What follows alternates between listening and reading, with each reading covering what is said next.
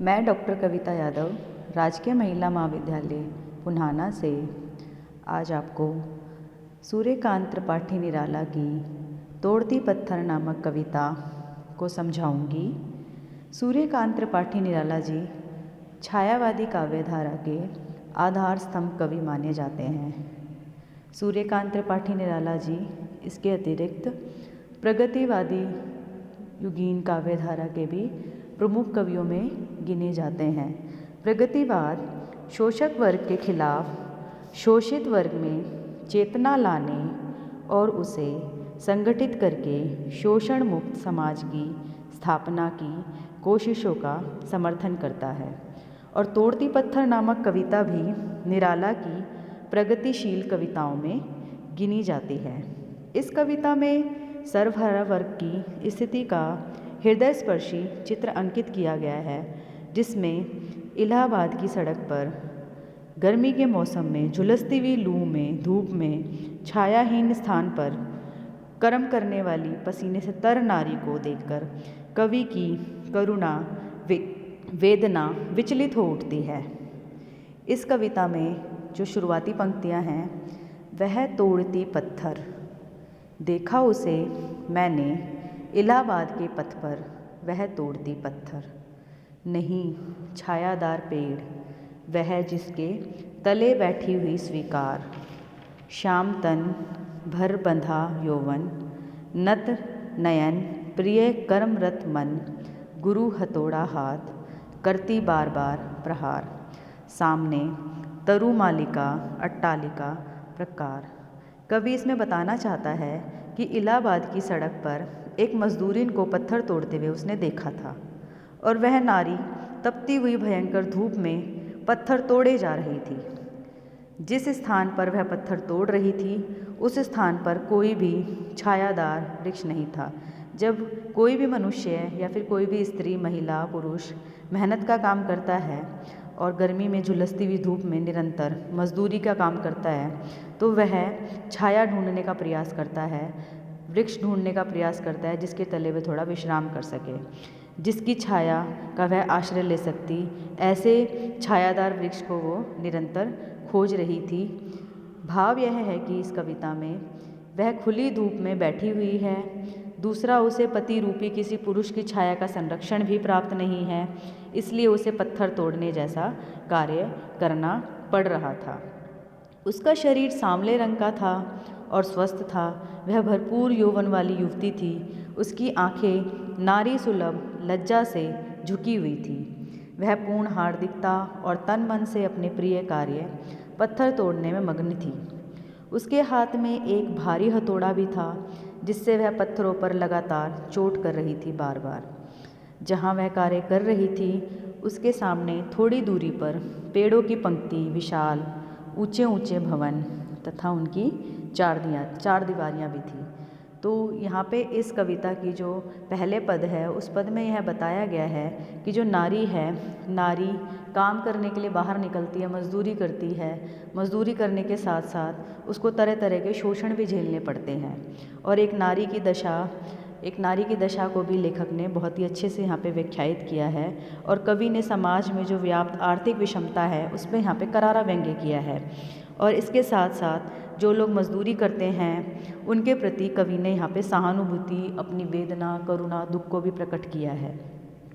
अभी जो पूरी कविता है, वह एक स्त्री के दर्द को बताती है कि स्त्री को काम करने के लिए बाहर निकलना पड़ता है। इस पूरी कविता में खड़ी बोली में ये कविता अभिव्यक्त है। इसके साथ साथ इसमें मुक्त छंद का प्रयोग है, अनुप्रास और पुनरुक्ति प्रकाश आदि अलंकारों का भी इसमें समावेश लेखक ने किया है।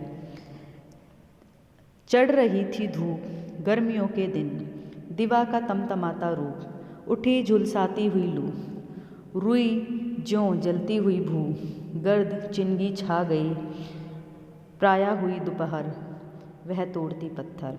कवि आगे बताता है कि गर्मियों का मौसम था, दिन चढ़ने के साथ साथ धूप भी तेज गर्म होती जा रही थी।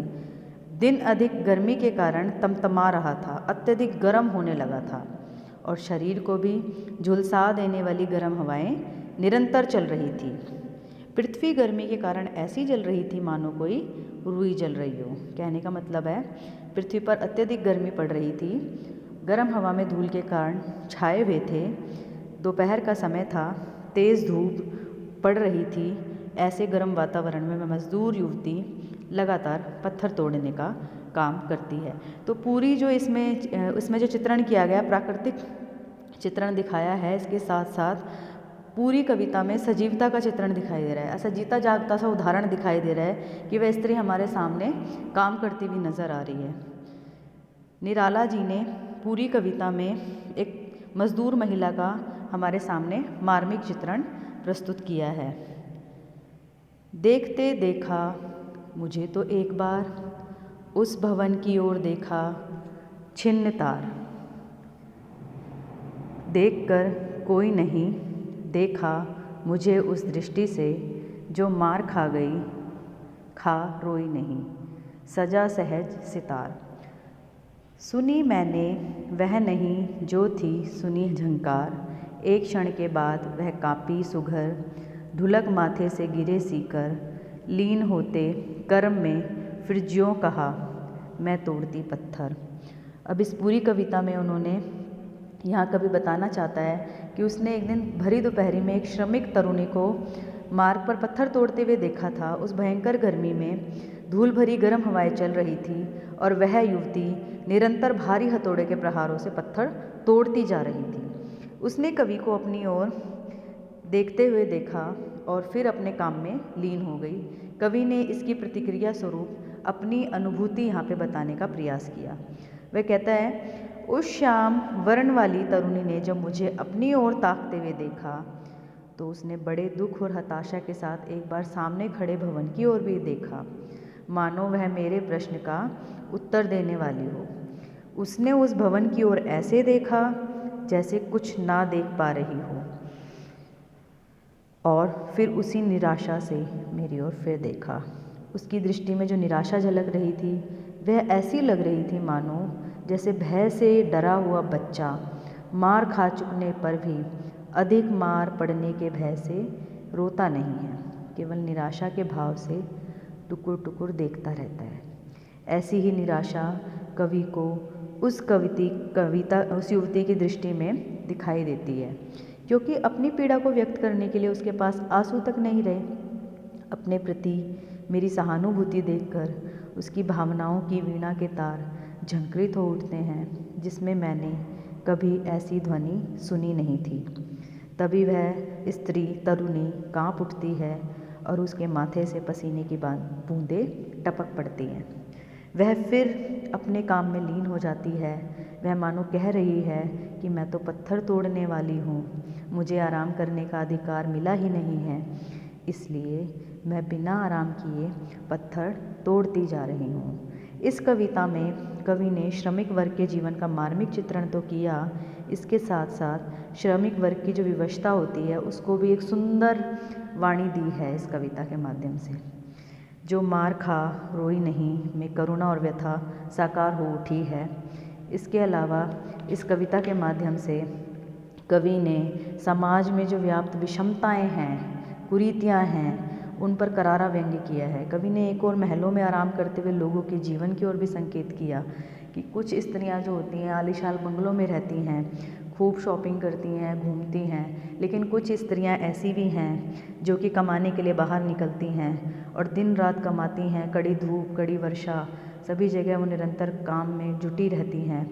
इसके साथ साथ उनके जीवन को यापन करने के लिए उनको कितनी दिक्कतों का सामना करना पड़ता है, इसमें इस बात का संकेत मिलता है। दूसरी ओर तपती दोपहर में सड़क के किनारे बैठकर तोड़ती हुई नारियां हैं, जिसमें नारी की आर्थिक विवशताएं, उसके सपने, दुर्दशा का अत्यंत मार्मिक चित्रण हमें यहाँ दिखाया गया है। कवि ने यहाँ शोषक वर्ग के शोषणपूर्ण नीतियों पर भी करारी चोट की है। अब हम पूरी कविता पे यदि विचार करें तो पूरी कविता में यहाँ पे समाज में जो व्याप्त तरह तरह की सामाजिक विषमताएं हैं उनका यहाँ पे लेखक ने मूलतः उल्लेख करने का प्रयास किया। और पूरी जो समस्त कविता है ये श्रमिक वर्ग जो मजदूरी करते हैं दिन रात, उन लोगों के दर्द को बयां करती है, उनकी करुणा, उनके दुख उसको प्रकट करती है। इसके साथ साथ पूरी कविता खड़ी बोली भाषा में लिखी गई है।